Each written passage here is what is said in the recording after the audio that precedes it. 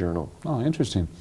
I want to talk a little bit about, there's a number of different things, of course, I want to talk about. We can talk all for hours here on this show today, but I want to just hit a little bit about blood pressure.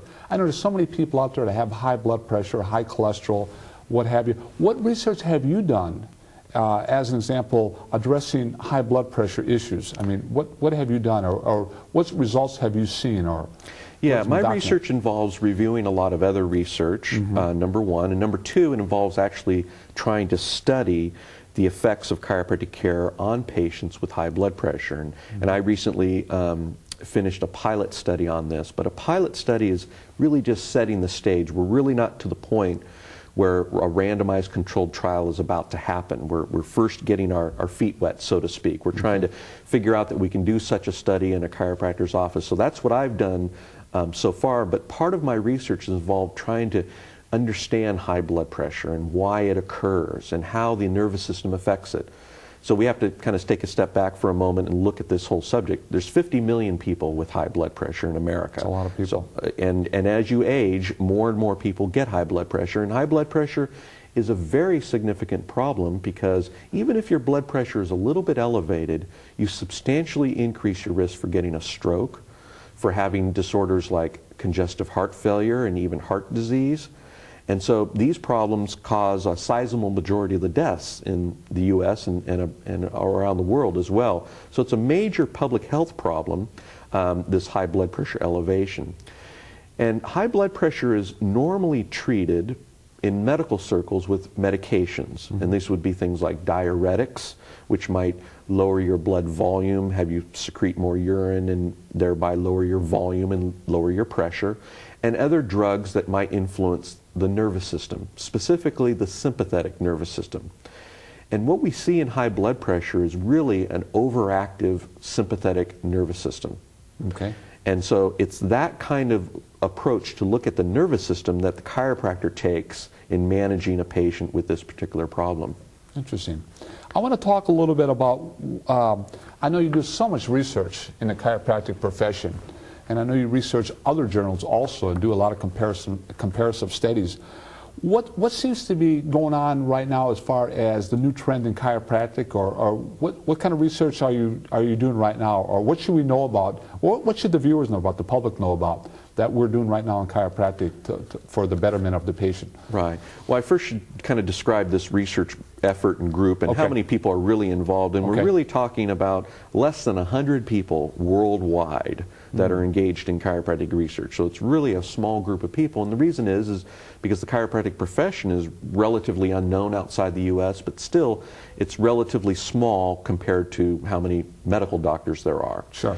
And the medical funding has been quite substantial. It's to the tune of maybe $14 billion each year goes out to fund research in medicine. And a very small percentage of that has been accessed by chiropractic researchers. And so you're just starting to see in the past 10 or 20 years more sophisticated types of studies that are very expensive, like the randomized controlled trial.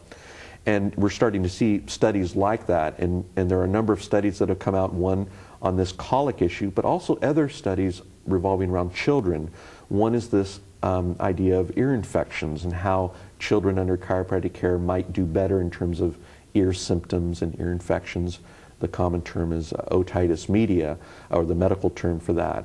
And there are some studies, some limited studies, that show promise in terms of adjusting children's spines and seeing that perhaps they might have a lower incidence of getting ear infections and less recurrence of those ear problems.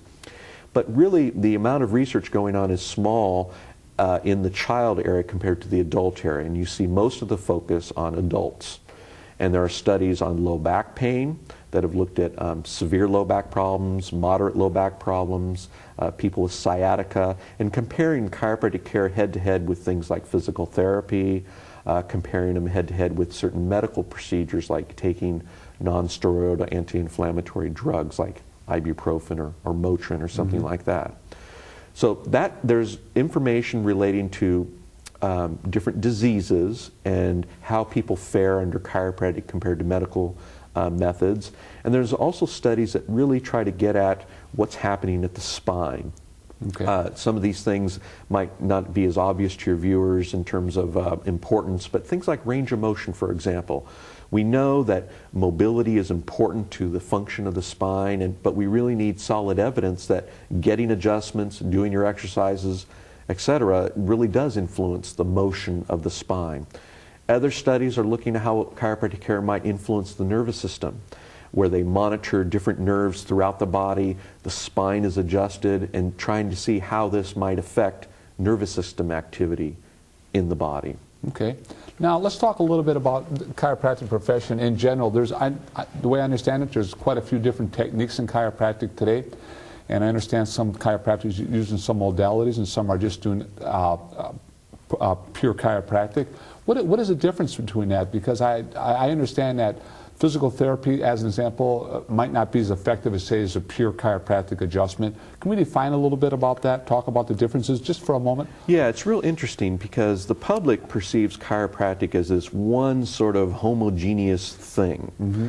And we really don't have the same look when we think about medicine. We don't really think of medical care, we think of a particular treatment, like a particular drug, a particular surgical procedure. Mm-hmm. So when we study chiropractic, we're really studying the procedures used in a particular chiropractic technique. And there are many different techniques in chiropractic. There are at least 10 or so that are studied by almost every chiropractor at most every chiropractic college around the world. But there are really some 90 or 100 different technical procedures that chiropractors use on their patients.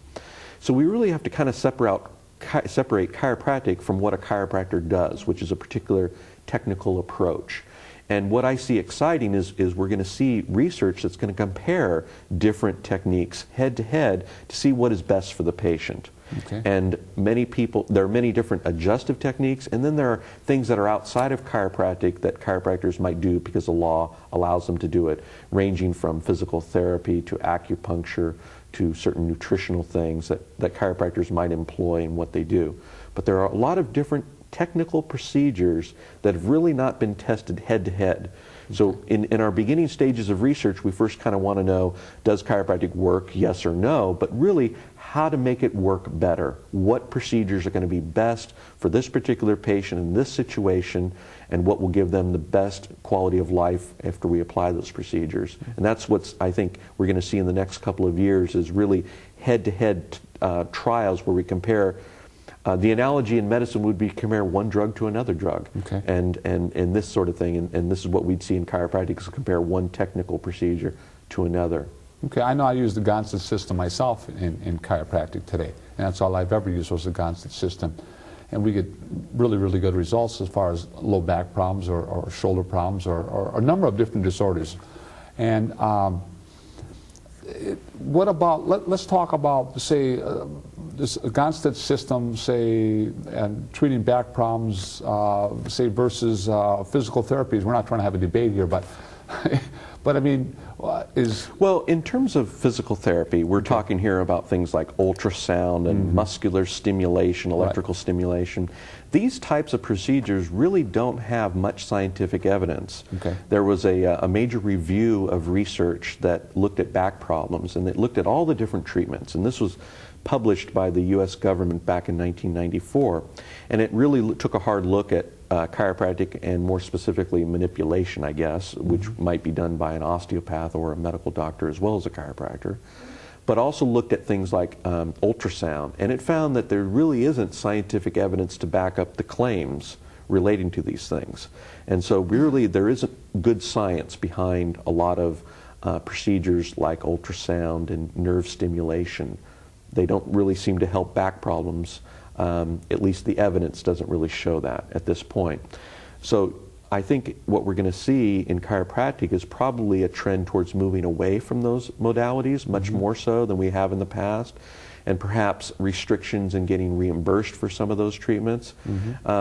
It's all kind of in a state of flux right now with managed care, and how this decade is going to end is probably much different than how it's beginning. Now I know it's in the Gonstead system.